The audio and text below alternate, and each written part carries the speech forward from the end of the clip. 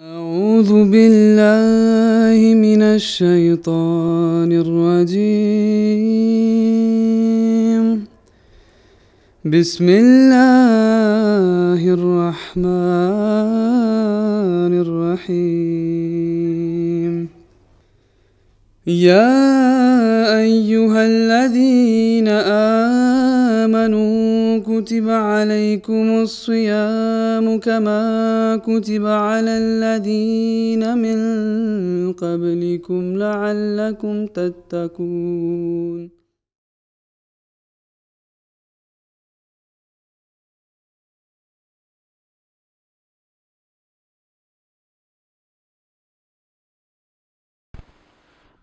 أعوذ بالله من الشيطان الرجيم بسم الله الرحمن الرحيم اللهم صل على محمد وعلى آل محمد كما صليت على إبراهيم وعلى آل إبراهيم إنك حميد مجيد اللهم بارك على محمد وعلى آل محمد كما باركت على إبراهيم وعلى آل إبراهيم إنك حميد مجيد.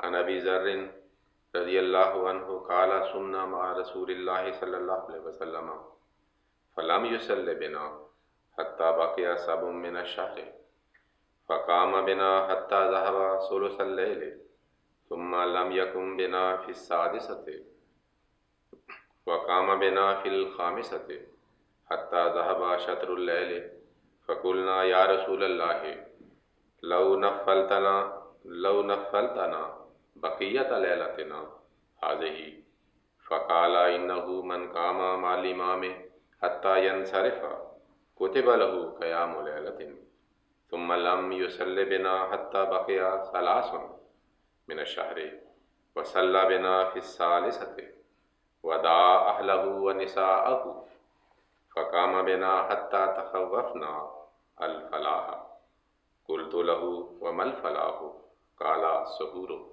Tirmidhi Abu Son. Ce hadith a été rapporté par Hadrat Abu Dharr Ghafari radiallahu ta'ala anhu concernant la prière nocturne ou la prière de la nuit dans le mois de Ramadan. Tout d'abord, nous allons apprendre la traduction de ce hadith. Hadrat Abu Dharr Ghafari radiallahu ta'ala anhu rapporte en mentionnant un Ramadan de l'époque du Saint-Prophète sallallahu alayhi wa sallam. Et il dit que le Saint-Prophète sallallahu alayhi wa sallam ne nous a pas dirigé les nawafil en congrégation jusqu'à 22 Ramadan. Le 23e nuit, il nous a dirigé la prière nafila jusqu'à le premier tiers de la nuit. Puis il ne l'a pas fait le 24e nuit. Ensuite, il l'a fait le 25e nuit jusqu'à minuit. Les Sahaba, Ridwanullah alayhim, lui ont demandé: il serait mieux si vous l'aviez fait toute la nuit. Là-dessus, le Saint-Prophète sallallahu alayhi wa sallam dit: quiconque prie nafila derrière un imam, ça veut dire en congrégation, il reste avec lui jusqu'à la fin. Il est récompensé comme il a prié toute la nuit. Puis, Hadrat Abu Dharr Ghafari dit que le Saint-Prophète sallallahu alayhi wa sallam n'a pas fait cette prière le 26e nuit. Alors ensuite, le 27e nuit, il l'a fait. Et il a fait participer les membres de sa famille et ses épouses aussi. Il a fait cette prière jusqu'à ce que nous avions pensé que c'était le temps de l'aube. Tirmidhi Abu Son. Tout d'abord, il faut savoir que présentement, dans le monde entier, les musulmans font une prière après la prière de Isha dans le mois de Ramadan. Cette prière n'est pas obligatoire et n'était pas aussi comme une sunnat permanente de Saint-Prophète sallallahu alayhi wa sallam. Mais selon ce hadith, au moins 3 fois, le Saint-Prophète sallallahu alayhi wa sallam l'a fait et ses compagnons ont fait la prière en congrégation derrière lui, c'est-à-dire et le saint prophète était comme imam pour cette prière. Cette prière est appelée Taravi. Maintenant, il faut savoir que Taravi est un mot pluriel de Tarviyatun. Et Tarviyatun signifie s'asseoir. La position d'assise est mentionnée en arabe comme Tarviyatun. Alors, ce mot, à cause de cette signification, c'est-à-dire s'asseoir ou être assise, ce mot, tout d'abord, a été utilisé pour la pause que l'imam fait après 4 rakats de nafila. Comme dans le prière de Tahajjud, nous faisons 8 rakats, et après 2 rakats, l'imam ne fait pas une pause quelconque, mais après 4, il fait. Alors, cette pause a été mentionnée comme Tarviyatun dans le Ramadan. Plus tard, le mot Taravi est utilisé pour cette prière nafila. Ainsi, il y a eu un changement d'usage et dans les significations de ce mot. Maintenant, nous savons très bien que nous faisons par la grâce de Dieu Taravi.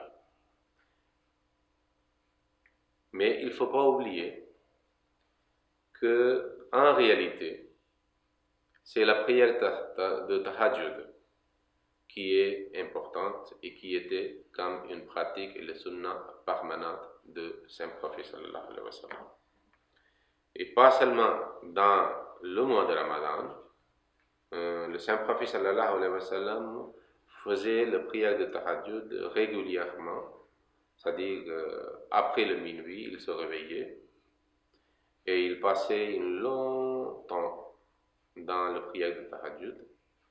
Et Hadrat Aisha radiyallahu ta'ala anha nous a rapporté que comment il faisait le Tahajjud. Il faisait une longue récitation après Surat al-Fatiha dans chaque rakat. Et le recours, c'est-à-dire, était aussi très long. Il faisait beaucoup de supplications. Et ces supplications sont mentionnées aussi dans les livres de hadith. Puis il faisait le qiyam, c'est-à-dire, puis dans le sujoud, et son sujoud était aussi long que le recours. Et dans le sujoud, il faisait beaucoup de prières, beaucoup de supplications, c'est-à-dire avec une ardeur, avec une ferveur. Il suppliait, il pleurait, il versait des larmes, et il priait pour lui-même, pour l'islam, pour les musulmans, pour la diffusion du message de l'islam, et aussi pour ses opposants qu'ils acceptent l'islam. Alors cette prière de Tahajjud, de la prière nocturne, a une particularité. Et en ce qui concerne, c'est-à-dire la vie spirituelle de l'homme. Allah dit dans Surat Bani Israël, Aqimi salat al-duluki shamsi ila ghasaki al-layli wa Quran al-Fajr. Inna Quran al-Fajr kana mashhuda. Wa min al-layli fatahajjad bihi nafilatan lak. Asa an yab'athaka rabbuka maqaman mahmouda. Alors, au départ, j'avais mentionné le mot Taravi, mais Inch'Allah, dans le dars suivant, on parlera de comment le Taravi a été initié et comment le Taravi est devenu une partie essentielle ou quasi essentielle du mois de Ramadan. Mais comme la base de cet acte d'adoration, de prière, nafila, et le Tahajjud, nous devons mettre beaucoup plus accent sur la prière de Tahajjud et nous devons faire beaucoup plus attention vers le Tahajjud dans le mois de Ramadan si nous ne sommes pas très réguliers hors de Ramadan. Ces 2 versets qui parlent de prière obligatoire quotidienne et aussi le Tahajjud et de Surat Bani Israël, et la traduction est la suivante. Observe la prière au pâlissement et au déclin du soleil jusqu'à la nuit, et la récitation du Coran alors. En vérité, la récitation du Coran alors est spécialement acceptable à Dieu. Dans le Ramadan aussi, nous avons déjà appris que la récitation du Saint-Coran a une importance. Et pendant une partie de la nuit, lutte en prière à l'aide de ce Coran, une offrande facultative pour toi. Il se peut que ton Seigneur t'élèvera à un rang hautement loué. Ça voulait dire que la prière de Tahajjud joue un grand rôle pour améliorer nos vies spirituelles. Et nous pouvons nous approcher de Dieu beaucoup plus par rapport, c'est-à-dire par les nawafil et particulièrement par le Tahajjud.